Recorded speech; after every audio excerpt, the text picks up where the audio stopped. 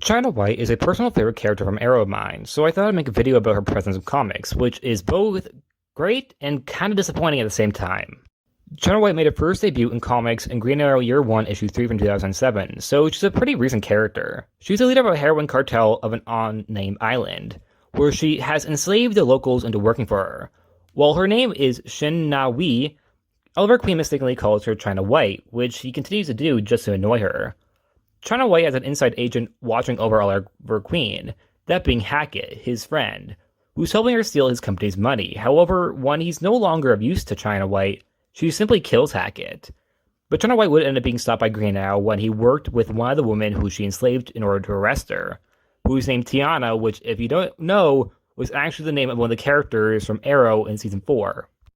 And while this would be the end for the character for a pretty long time, she would return in Rebirth, where she now would be a leader of a new trade circle who seems to be actually willing to work with her rather than being forced to. This time around, she actually goes by the name Chien Na-Wei rather than being mistaken of an identity. Along with her trade, she's a foe of the Justice League of China, along with having a past with the Flash of China, aka Avery Ho. She'd, however, be a slippery foe with escaping almost every time they fought. She'd face Superman of China, aka Kong, in his own solo series where her and her gang would find a statue of a magical individual in order to bring them back to life. However, Kong would end up stopping the chaos, but while the magical being would be stopped, Chien Na-Wei would actually once again escape, and that would be it for her. She'd appear in adaptations that being Arrow, where she'd once again be leader of her own trade, but once again, it doesn't seem like they're forced into actually working for her, but instead they are willing due to the fact that she pays them. She'd also have some very cool fight scenes. It would draft in the new Suicide Squad along with Diaz, Cupid, and Jericho. She would make her final appearance in the last season of Arrow, where she would become Oliver's longest-running villain, starting from flashbacks and ending their battle during Oliver's time being tested for the upcoming crisis.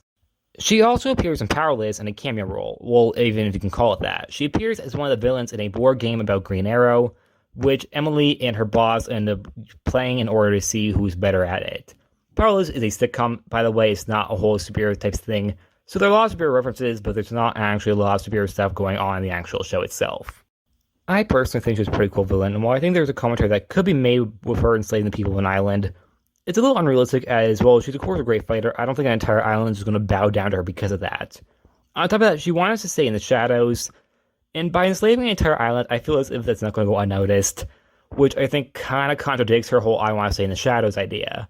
So, while I think there definitely could be commentary made there, it just doesn't really fit with the character. So I think the idea of her just having regular criminals working for her because they want money makes a lot more sense.